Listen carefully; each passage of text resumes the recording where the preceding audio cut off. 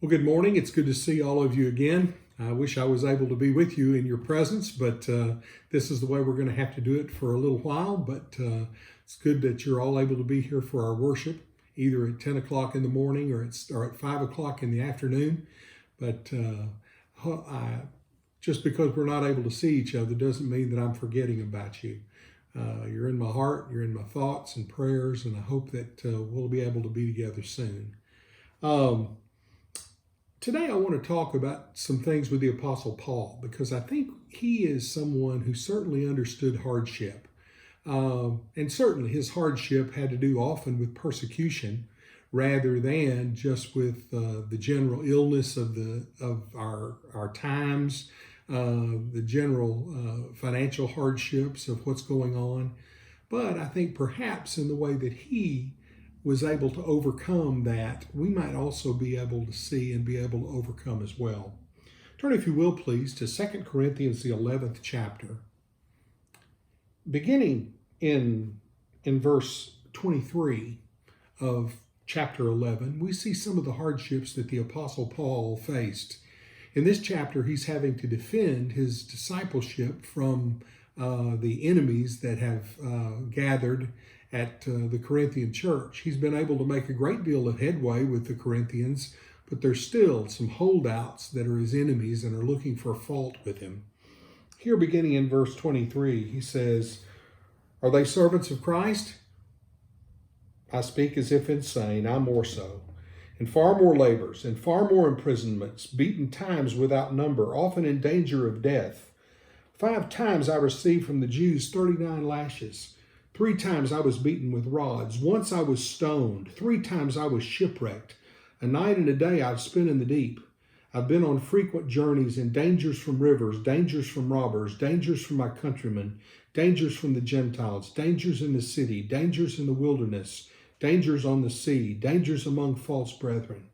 I've been in labor and hardship through many sleepless nights, and hunger and thirst, often without food, and cold and exposure. Apart from such external things, there is the daily pressure of me of concern for all the churches. Who is weak without my being weak? Who is led into sin without my intense concern?" I realize that, again, the Apostle Paul is undergoing difficulties because he is a preacher of the gospel. And the things that we're facing in our time are not because we are Christians. But I think it might let us have a sense of perspective to realize just how terrible things were for him in so many ways as he tried to live as a Christian and proclaim the gospel of Jesus Christ. I think it's interesting also not only to give us a sense of perspective to realize what he faced as compared to ourselves, but to see how he coped with it, that certainly might be able to provide us with a wonderful example for ourselves. Look back in chapter 4 of 2 Corinthians, and there we see, beginning in verse 7, how he talks about his ministry and the things that he had to face and how he coped with them. In verse 7, he says, "But we have this treasure in earthen vessels, so that the surpassing greatness of the power will be of God and not from ourselves." An earthen vessel was a clay pot. They used clay pots and jars for just about everything in the ancient world. The study of archaeology is the study of the pottery of the ancient world. They used it to hold food. They used it to eat food out of. When the pottery was broken, they used it to write on. Their memo pads were pot shards that they would write on, and we have all those things that we are able to understand more and more about the cultures of the ancient world because of the pottery that was broken and they threw away. They recognized that it was frail. But here the Apostle Paul uses the example of how that the frailness of humanity and the surpassing value of the treasure, the gospel that was in him and the apostles, and to some extent in Christians, is something that is an amazing contrast. Normally you would put something very valuable in a valuable container. Here you have something that is in a common container, but the treasure inside of it is amazingly valuable. He says then, having this treasure in earthen vessels, he said we are afflicted in every way, but not crushed, perplexed, but not despairing, persecuted, but not forsaken, struck down, but not destroyed. Here, the frailness of the container was somehow made valuable because of the treasure that was inside it. And because of the treasure that was inside it, it was able to transform the vessel into something that was much more valuable because of what it contained. You notice, afflicted in every way. The word afflicted there is a word in the original language that carries with it the idea of pressed. They used it to talk about pressing grapes. But you'll notice here they are afflicted in every way, but not crushed. Most grapes, when you stepped on them in an ancient wine press, you'd crush those grapes. But here, in spite of the fact that they're being pressed upon, he's not to the point where he's crushed.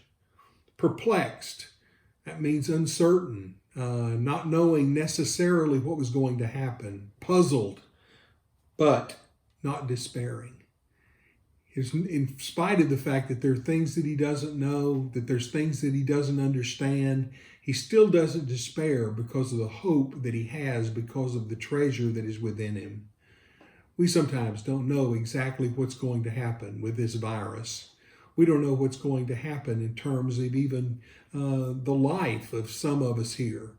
But we do know that in spite of the insecurities of life and the insecurities of health and the insecurities of financial matters, still we have a situation in which we can not despair because the Lord has made it so that in spite of that uncertainty, faith can guide us through. In verse 9, he says, persecuted, but not forsaken, not abandoned by the Lord at all, in spite of the difficulties that we face, and struck down, knocked down, beaten down, but not destroyed.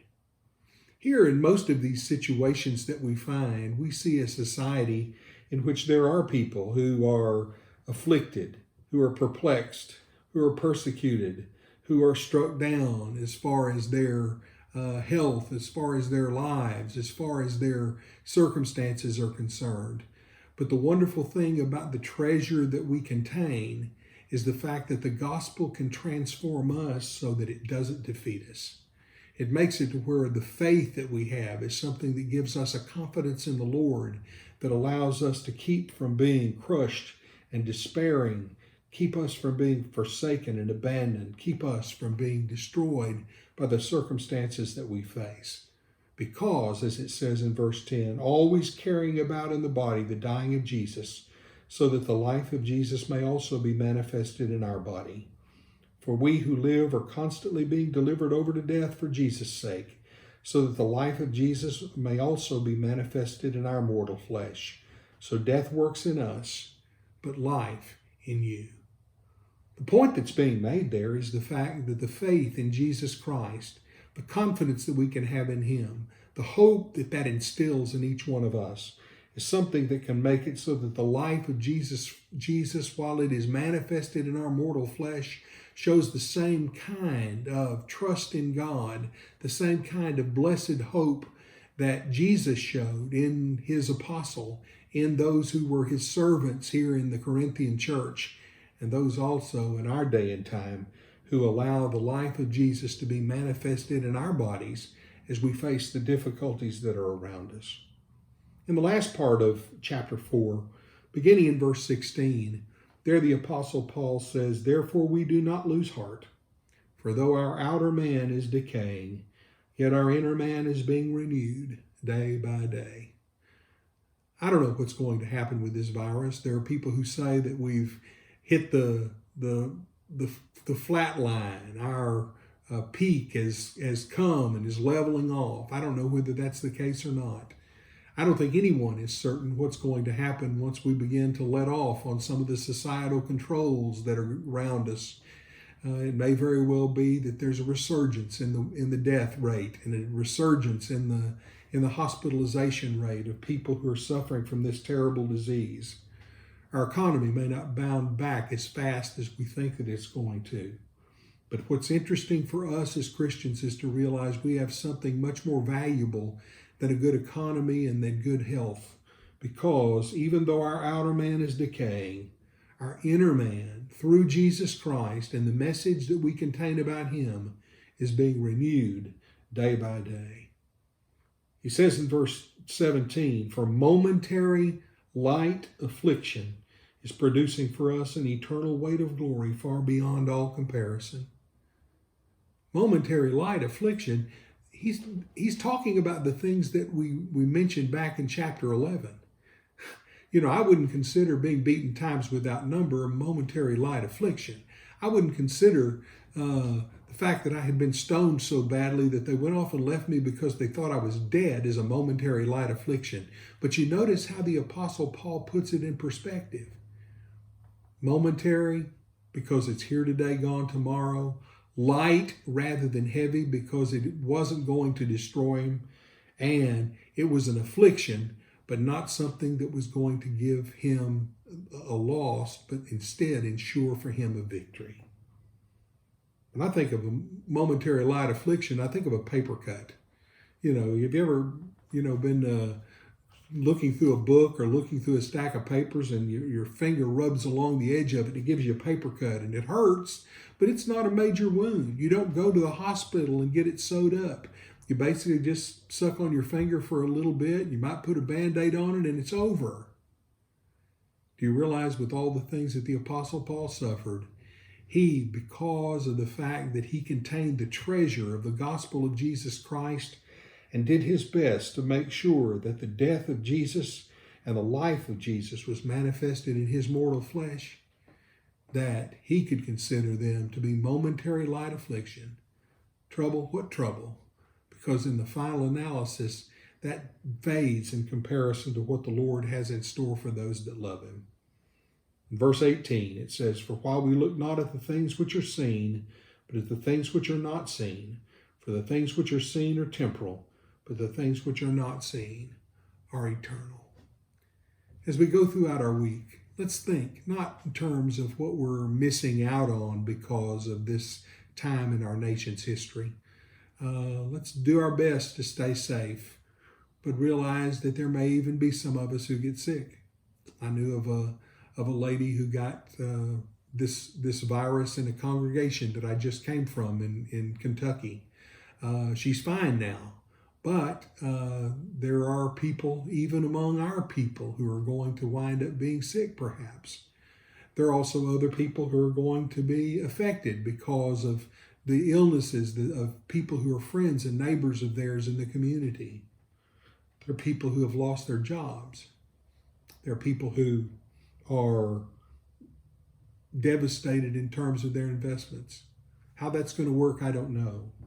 But what I do know is if we put our confidence in what is not seen in the Lord, put our confidence in the treasure that we possess, rather than allowing the frailty of the earthen vessel that we inhabit to destroy us, then we can have the same kind of strength that the Apostle Paul had. Maybe at the end of this, we'll look at it and see momentary light affliction. That's my hope and prayer. But let's try to keep it in perspective and realize that it's only through putting our hope and confidence in the Lord that we'll be able to overcome this and come out on the end. Thank you very much for your kind attention.